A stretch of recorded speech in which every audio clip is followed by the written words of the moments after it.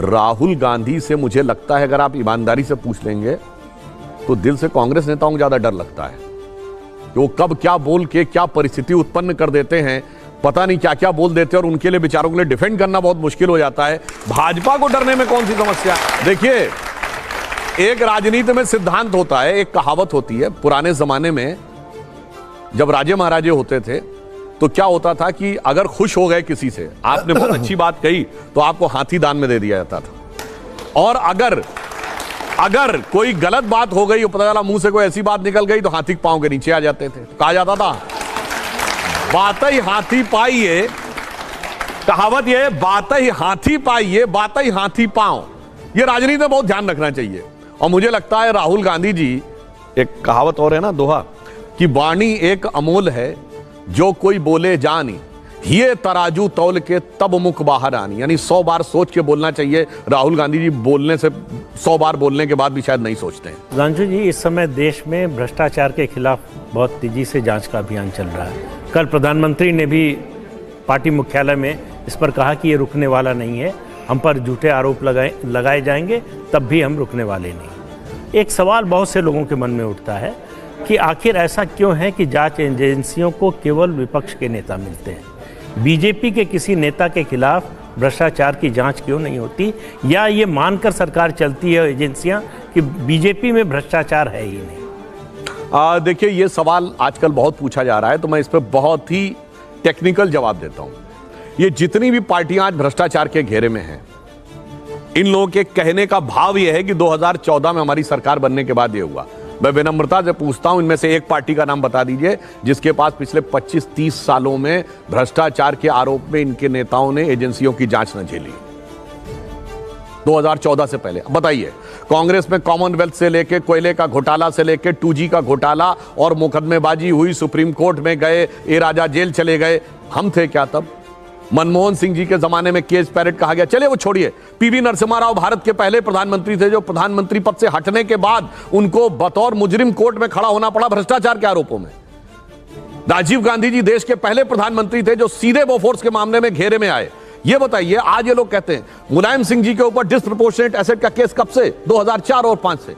मायावती जी के ऊपर 2005 और 6 से। डीएमके के नेताओं के ऊपर कब? 2007 और 8 से। और लालू प्रसाद यादव जी 1997 में जेल चले गए थे, 1997 में, और पर्ची फाड़ रहे 2014 के बाद की मोदी जी के ऊपर। तो भाई प्रॉब्लम क्या है कि इनका तो पूरा चरित्र और फितरत ही भ्रष्टाचार है। देखिए, ये इन पार्टियों की एक बड़ी खास बात है, नाम लेना है जाति का, आगे करना है परिवार को, और सत्ता में आने के बाद भ्रष्टाचार करना है। परिवार और भ्रष्टाचार को बचाना है, केवल यह उद्देश्य है, इसीलिए सब मिलकर एक होने का प्रयास कर रहे हैं। कल मोदी जी झूठ बोले, इसका मतलब कल मोदी जी ने एक कहा था अपने भाषण में, अब मैं 2014 के पहले तो कोई ईडी एक्शन ही नहीं लेता था, जांच एजेंसियां एक्शन ही नहीं लेती थी। नहीं, लेकिन अशोक जी, 2014 के बाद ही हमने एक्शन लेना शुरू किया भ्रष्टाचार के खिलाफ। लेकिन आपने जितने नाम गिनाए ये तो 2014 के पहले के हैं। आप मेरी बात सुनी नहीं पाए। मैंने 97 में गिराया जब ईडी थी भी नहीं। मैंने वही तो कहा। फोर्स के जमाने में अशोक जी, मतलब कोई भी एजेंसी हो, एक मिनट, एजेंसी कोई भी हो, भ्रष्टाचार में इनको रहना है। नहीं नहीं, मैंने क्या कहा आपको कि इसका मतलब भ्रष्टाचार के खिलाफ एक्शन हुई है।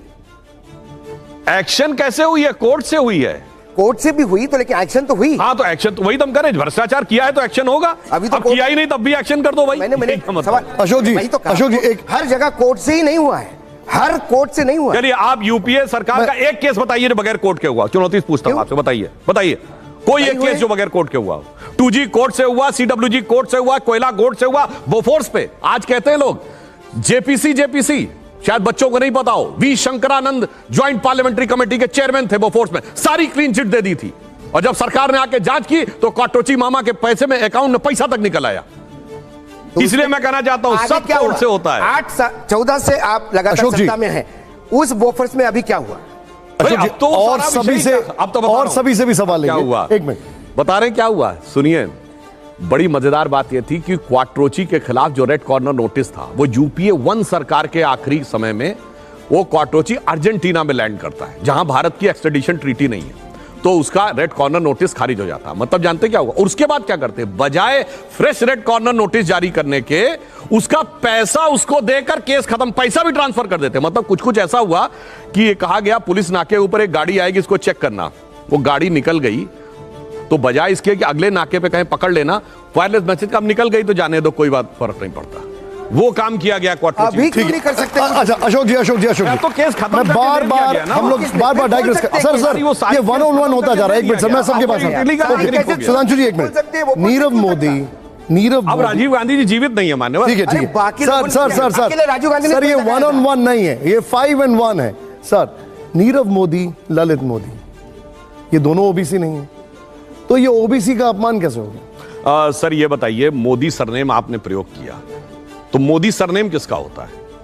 या तो आप सरनेम नहीं कहते। नहीं, लेकिन नीरव मोदी बनिया समाज से आते हैं, ललित मोदी भी ओबीसी नहीं है। अच्छा, ये कांग्रेस पूरा तर्क दे रही है बार बार। नहीं, तर्क कांग्रेस का तर्क बहुत बढ़िया है। मैं एक बात कहूं आपसे, आपने दो नाम लिए, ललित मोदी, नीरव मोदी।